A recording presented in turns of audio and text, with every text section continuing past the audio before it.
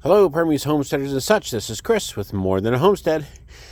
It's December here, and I'm going to fire up the old 8N just to warm her up and get the battery charged up a little bit. Makes the batteries last a lot longer if you run them every once in a while in the winter. We'll see how well she starts here. For a cold start,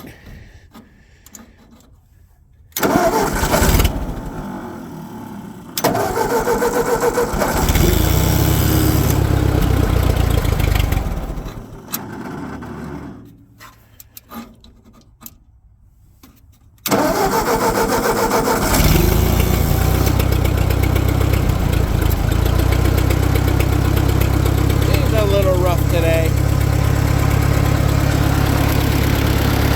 See if the alternator will take a charge here. It started going. Well, that's the old 8N. Running in December. Nice and cool out today.